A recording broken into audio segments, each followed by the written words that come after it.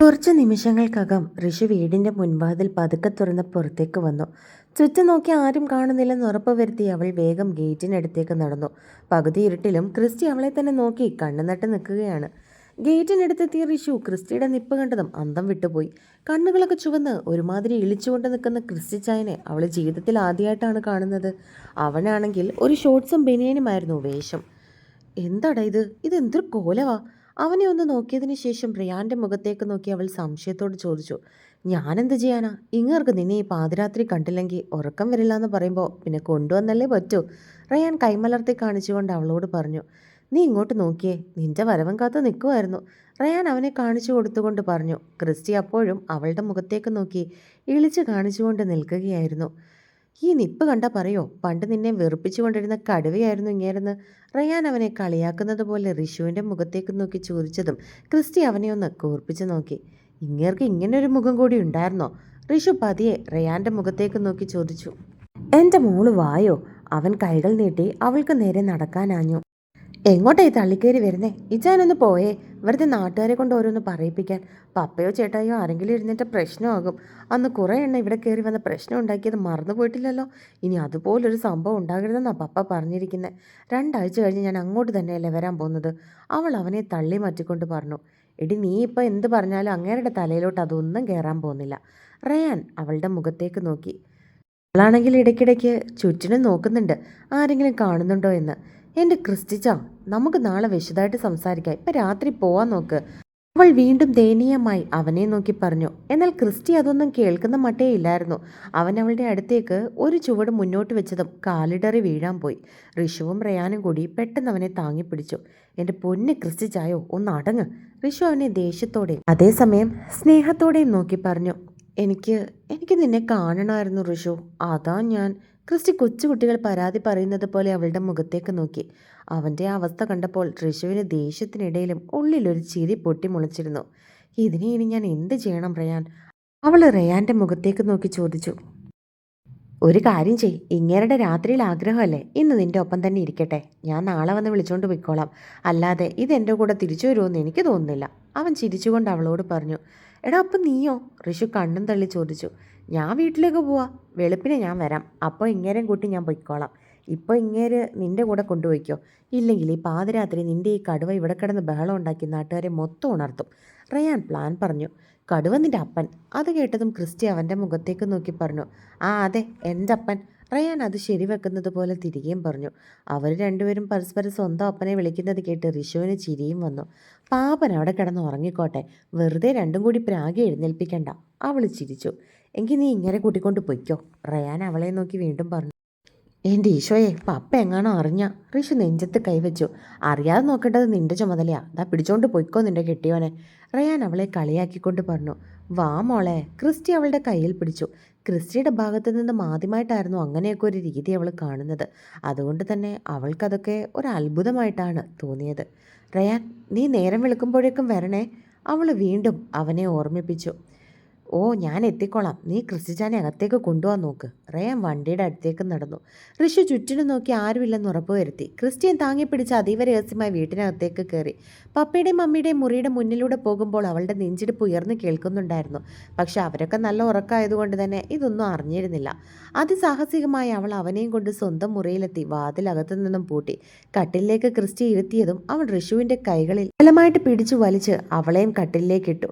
ഋഷു അപ്രതീക്ഷിതമായി അവൻ്റെ നെഞ്ചിലേക്ക് വീണതും അവൾ പരിഭ്രമത്തോടെ എഴുന്നേൽക്കാൻ നോക്കി. ക്രിസ്റ്റിച്ച, ഇതെന്ത് കാണിക്കുക? വിട്, ആരെങ്കിലും കേൾക്കും. അവൾ പതുക്കെ ഒച്ചയുണ്ടാക്കാതെ പറഞ്ഞു. പക്ഷെ ക്രിസ്റ്റി അവളുടെ കൈകളിലെ പിടിവിട്ടില്ല. അവനൊരു കള്ളച്ചിരിയോടെ അവളെ തന്നെ നോക്കിക്കിടന്നു. ഋഷു അവൻ്റെ കൈകൾ മാറ്റാൻ നോക്കിയെങ്കിലും ക്രിസ്റ്റി പിടിമുറുക്കി അവളെ ഒന്ന് തിരിച്ചു കിടത്തി അവളുടെ മുകളിലേക്ക് കൈകൾ വെച്ചു. അവൻ്റെ കണ്ണുകളിലെ ആ ലഹരി വെറുമൊരു മദ്യത്തിൻ്റെ മാത്രമായിരുന്നില്ല, മറിച്ച് അതിൽ അവളോടുള്ള പ്രണയവും അടക്കാനാവാത്ത ആഗ്രഹവും കലർന്നിരുന്നു. ക്രിസ്റ്റിച്ചായ, വിട്. ഋഷുവിൻ്റെ സ്വരം പാതി വഴിയിലിടറി. അവൾ അവനിൽ നിന്നും കുതിറിമാറാൻ ശ്രമിച്ചുകൊണ്ട് പറഞ്ഞു. എന്നാൽ അവൻ്റെ മുഖം അവളുടെ മുഖത്തോട് വല്ലാതെ അടുത്തു. അവൻ്റെ ചൂടുള്ള ശ്വാസം അവളുടെ കവിളുകളിൽ തട്ടിയപ്പോൾ അവളിലൊരു വിറയൽ പടർന്നു. ക്രിസ്റ്റി ഒന്നും മിണ്ടാതെ അവളുടെ കണ്ണുകളിലേക്ക് തന്നെ നോക്കിക്കിടന്നു. അവൻ്റെ ആ നോട്ടത്തിൻ്റെ തീവ്രതയിൽ ഋഷുവിൻ്റെ ദേഷ്യമെല്ലാം എങ്ങോ ഉരുകിപ്പോയിരുന്നു. അവൻ പതുക്കെ കൈവിരലുകളാൽ അവളുടെ കവിളിൽ തലോടി. ഈ പാതിരാത്രി നിന്നെ കാണാനല്ലേ ഞാൻ വന്നത്. നിന്നെ അത്രയ്ക്ക് ഇഷ്ടമായതുകൊണ്ടല്ലേ. ക്രിസ്റ്റി അവളുടെ മുഖത്തേക്ക് നോക്കി അരുമയായി പറഞ്ഞു. ക്രിസ്റ്റി പതിയെ മുഖം താഴ്ത്തി അവളുടെ നെറ്റിയിൽ ചുണ്ടുകൾ അമർത്തി. ആ സ്പർശനത്തിൽ ഋഷു അറിയാതെ കണ്ണുകൾ പൂട്ടിപ്പോയി. നെറ്റിയിൽ നിന്നും അവൻ്റെ ചുണ്ടുകൾ അവളുടെ കൺപീലികളിലേക്കും പിന്നീട് കവിളുകളിലേക്കും പടർന്നു. ക്രിസ്റ്റി ചായ ആരേലും ഋഷു ഓർമ്മിപ്പിക്കാൻ ശ്രമിച്ചെങ്കിലും അവളുടെ വാക്കുകൾ പൂർത്തിയാക്കാൻ അവൻ അനുവദിച്ചില്ല. അവനവൻ്റെ ചൂണ്ടുവിരൽ അവളുടെ ചുണ്ടിൽ വെച്ച് അവളെ തടഞ്ഞു. അവൾ ദയനീയമായി അവൻ്റെ മുഖത്തേക്ക് നോക്കി. ക്രിസ്റ്റി തൻ്റെ ചുണ്ടുകൾ ഋഷുവിൻ്റെ അധരങ്ങളോട് ചേർത്തു. ആദ്യം ഒരു മൃദുവായ സ്പർശനമായിരുന്നുവെങ്കിലും പതിയെ അതൊരു തീവ്രമായ ചുംബനമായി മാറി. ഋഷുവിൻ്റെ കൈകൾ അറിയാതെ അവൻ്റെ തോളുകളിൽ മുറുകി. അവളുടെ ഉള്ളിലെ പരിഭ്രമമെല്ലാം മാറി ആ നിമിഷത്തിൻ്റെ ലഹരിയിലേക്ക് അവളും ആഴ്ന്നിറങ്ങി. അവൻ്റെ കീഴ്ചുണ്ടും മേൽചുണ്ടും ഒരുപോലെ അവളുടെ ചുണ്ടിനെ വലയം ചെയ്ത് ചുംബിച്ചിരുന്നു. ചുംബനത്തിൻ്റെ തീവ്രതയിൽ രണ്ടുപേരുടെ ശ്വാസം മുറുകി. ആ ചുംബനത്തിനോടൊപ്പം അവൻ്റെ വായിലെ മദ്യത്തിൻ്റെ ചവർപ്പും അവൾക്കറിയാൻ സാധിക്കുന്നുണ്ടായിരുന്നു. മദ്യത്തിൻ്റെ ആ ചവർപ്പ് ആദ്യം അവളിൽ ഒരു നേർത്ത വിറയലുണ്ടാക്കിയെങ്കിലും ക്രിസ്റ്റിയുടെ ചുംബനത്തിൻ്റെ വന്യതയിൽ ഋഷു അതെല്ലാം മറന്നുപോയി. അവളുടെ ചുണ്ടുകളെ തൻ്റേത് മാത്രമാക്കി മാറ്റിക്കൊണ്ട് അവൻ ചുംബനത്തിൻ്റെ ആഴം കൂട്ടി. ആ മങ്ങിയ വെളിച്ചത്തിൽ അവളുടെ ശ്വാസനിശ്വാസങ്ങളുടെ ശബ്ദം മാത്രം ആ മുറിയിൽ മുഴുകിക്കേട്ടു. ചുണ്ടുകളിൽ നിന്നും പതിയെ അവൻ മുഖമുയർത്തിയപ്പോൾ രണ്ടുപേരും ശ്വാസമെടുക്കാൻ പാടുപെടുന്നുണ്ടായിരുന്നു. ക്രിസ്റ്റിയുടെ ചുണ്ടുകൾ ഇപ്പോഴും ലഹരിയിലും പ്രണയത്തിലും ചുവന്നിരുന്നു. അവൻ അവളുടെ വിയർപ്പ് പൊടിഞ്ഞ നെറ്റിയിലേക്ക് തൻ്റെ നെറ്റി ചേർത്ത് വെച്ചു. ഋഷു, അവൻ്റെ ശബ്ദം പോലും ഒരു മന്ത്രണം പോലെയായിരുന്നു. അവളൊന്ന് മൂളി. എനിക്ക് നിന്നെ സ്വന്തമാക്കാൻ തോന്നുന്നു, അവൻ വല്ലാത്ത ഭാവത്തോടെ അവളെ നോക്കി പറഞ്ഞു. ഋഷു ഒന്നും തന്നെ മിണ്ടിയില്ല. അവളുടെ കൈകൾ അവൻ്റെ ഷർട്ടിൻ്റെ കോളറിൽ മുറുക്കെ പിടിച്ചിട്ടുണ്ടായിരുന്നു. നെഞ്ചിടിപ്പ് ഇപ്പോഴും സാധാരണ നിലയിൽ ആയിരുന്നില്ല. അവൾ അവനെ തന്നെ നോക്കിക്കിടന്നു. ആ നോട്ടത്തിൽ ദേഷ്യമോ പരിഭവമോ ഉണ്ടായിരുന്നില്ല. പകരം അവനോടുള്ള പൂർണ്ണമായ കീഴടങ്ങൽ മാത്രമായിരുന്നു. ക്രിസ്റ്റി പതുക്കെ അവളുടെ കഴുത്തിൻ്റെ വശങ്ങളിലേക്ക് മുഖം പൊഴ്ത്തി. അവൻ്റെ ചൂടുള്ള ശ്വാസവും ചുണ്ടുകളും അവളുടെ കഴുത്തിൽ തൊട്ടപ്പോഴേക്കും ഋഷുവിന് ശരീരം തളരുന്നത് പോലെ തോന്നി. അവൾ കണ്ണുകൾ മുറുക്കിയടച്ച് അവൻ്റെ തോളിലേക്ക് കൈകൾ ഒന്നുകൂടി മുറുക്കി. അവൻ അവളുടെ ഇടുപ്പിലൂടെ കൈകൾ ചുറ്റി അവളെ തന്നിലേക്ക് കൂടുതൽ ചേർത്ത് പിടിച്ചു. ആ പാതിരാത്രിയുടെ നിശബ്ദതയിൽ പുറത്ത് പെയ്യാൻ പോകുന്ന മഴയുടെ തണുത്ത കാറ്റ് ജനൽപ്പാളികൾക്കിടയിലൂടെ മുറിയിലേക്ക് അരിച്ചു കയറുന്നുണ്ടായിരുന്നു. പക്ഷെ പരസ്പരം പുണർന്നു കിടക്കുന്ന അവർക്കിടയിൽ പ്രണയത്തിൻ്റെ കനൽ അത്രമേൽ ചൂടോടെ എരിയുകയായിരുന്നു. അവൻ്റെ കരങ്ങൾ അവൾ ഇട്ടിരുന്ന ഡ്രസ്സിനിടയിൽ കൂടി അവളുടെ നഗ്നമായ വയറിൽ സഞ്ചരിച്ചു. അവളുടെ മുഖത്തേക്ക് നോക്കി അവളുടെ നഗ്നമായ വയറിൽ കൈകൾ അമർത്തുമ്പോൾ അവൾ ഞെട്ടിപ്പോയി. ഋഷുവിൻ്റെ ശരീരത്തിലൂടെ ഒരു മിന്നൽ പിണർ പാഞ്ഞുപോയി. അവൻ്റെ കൈകൾ അവളുടെ ഇടുപ്പിൽ മുറുകിയപ്പോൾ ശ്വാസം എടുക്കാൻ പോലും അവൾ മറന്നുപോയതുപോലെ തോന്നി. ജനലിലൂടെ വന്ന തണുത്ത കാറ്റ് അവളുടെ അഴിഞ്ഞുകിടക്കുന്ന മുടിയിഴകളെ ഉലച്ചെങ്കിലും ക്രിസ്റ്റിയുടെ നെഞ്ചിലെ ചൂട് അവളെ ആകെ പൊതിയുകയായിരുന്നു. ഇച്ച പ്ലീസ്, അവൾ വളരെ പതുക്കെ ഒരു വിങ്ങല് പോലെ പറഞ്ഞു നോക്കി. പക്ഷെ ആ വാക്കുകളിൽ അവനെ തടയാനുള്ള ശക്തി ഒട്ടുമുണ്ടായിരുന്നില്ല. ക്രിസ്റ്റി അവളുടെ കഴുത്തിൽ നിന്നും പതുക്കെ മുഖമുയർത്തി. അവൻ്റെ ചുണ്ടുകളിൽ ഇപ്പോഴും ആ പ്രണയത്തിൻ്റെ നനവുണ്ടായിരുന്നു. അവൻ അവളുടെ മുഖത്തേക്ക് നോക്കി. വിരലുകളാൽ അവളുടെ ചുണ്ടിലെ നനവ് പതുക്കെ തുടച്ചു മാറ്റി.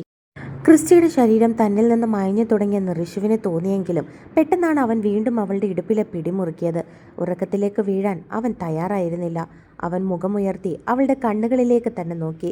ആ കണ്ണുകളിൽ ഇപ്പോഴും പ്രണയത്തിൻ്റെ തീക്കനലുകൾ എരിയുന്നുണ്ടായിരുന്നു. ക്രിസ്റ്റി അവളുടെ മേൽ കൂടുതൽ അമർന്നു കിടന്നു. അവൻ്റെ വലങ്കൈ പതുക്കെ അവളുടെ വസ്ത്രത്തിനടിയിലൂടെ അവളുടെ വയറിലെ മൃദുവായ ചർമ്മത്തിൽ തൊട്ടുരുമി മുകളിലേക്ക് നീങ്ങി. ആ തണുത്ത വിരലുകളുടെ സ്പർശനം ഋഷുവിൻ്റെ അടിവയറ്റിൽ ഒരു പുതിയ വിറയൽ പടർത്തി. അവൾ അറിയാതെ ക്രിസ്റ്റിയുടെ തോളുകളിൽ നഖങ്ങളാഴ്ത്തി. ക്രിസ്റ്റിച്ച, വേണ്ട. അവളുടെ ശബ്ദം പാതിയും പുറത്തേക്ക് വന്നിരുന്നില്ല. അവൻ അവളുടെ അധരങ്ങളെ വീണ്ടും തൻ്റേതാക്കി മാറ്റി. ഇത്തവണ ചുംബനത്തിന് മുൻപത്തേക്കാൾ വന്യതയും ആഴവും ഉണ്ടായിരുന്നു. മദ്യത്തിൻ്റെ ചവർപ്പിനൊപ്പം അവളുടെ ഉമിനീരിൻ്റെ മധുരവും കലർന്നു. അവൻ അവളുടെ കീഴ്ചുണ്ട് പതുക്കെ കടിച്ചു വലിച്ചപ്പോൾ ഋഷുവിൽ നിന്നും ഒരു നേർത്ത സീൽക്കാരം ഉയർന്നു. അത് കേട്ടതും ക്രിസ്റ്റിയുടെ ഉള്ളിലെ പ്രണയം നിയന്ത്രണം വിട്ടു.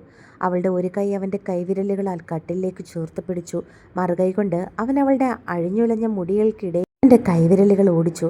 ചുംബനം ചുണ്ടുകളിൽ നിന്നും മാറി അവളുടെ താടിയിലൂടെ താഴേക്കിറങ്ങി അവളുടെ കഴുത്തിൻ്റെ വശങ്ങളിലേക്ക് അമർന്നിരുന്നു. അവിടെ അവൻ്റെ ചുണ്ടുകൾ തീർത്ത ഓരോ സ്പർശനവും ഋഷുവിനെ ആകെ തളർത്തുന്നുണ്ടായിരുന്നു. അവൾ ശ്വാസം എടുക്കാൻ പാടുപെട്ടുകൊണ്ട് കട്ടിലിലെ വിരിപ്പിൽ മുറുകെ പിടിച്ചു.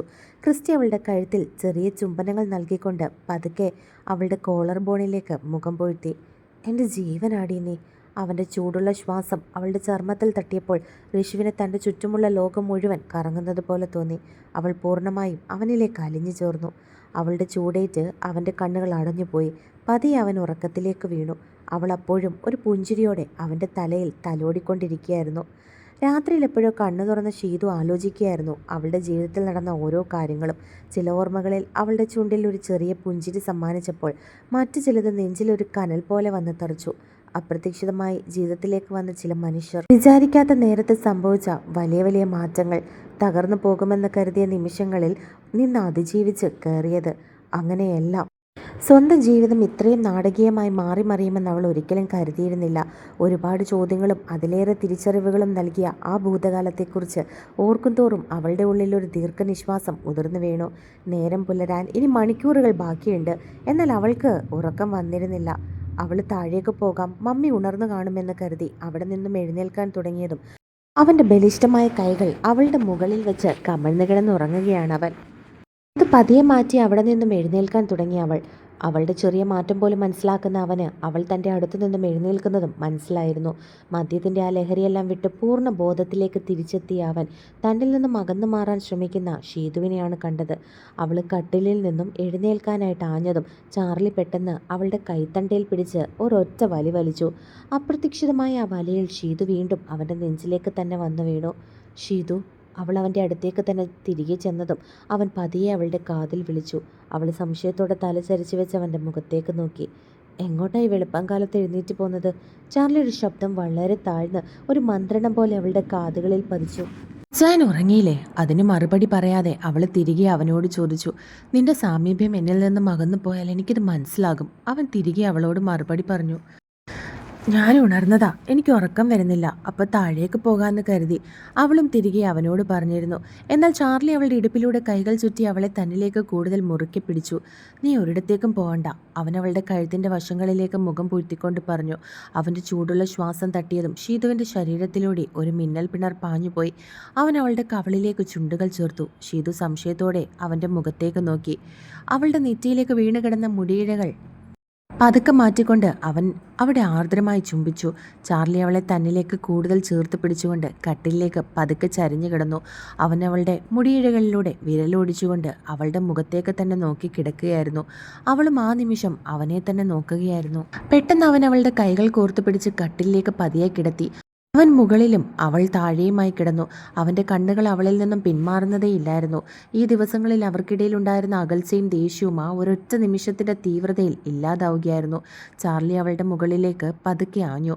അവൻ്റെ ചുണ്ടുകൾ അവളുടെ അധരങ്ങളെ പൂർണ്ണമായും കവർന്നു. ആദ്യം മൃദുവായി തുടങ്ങിയ ആ ചുംബനം പിന്നീട് അവരുടെ അടക്കിവെച്ച പ്രണയത്തിൻ്റെ വന്യതയിലേക്ക് വഴിമാറി.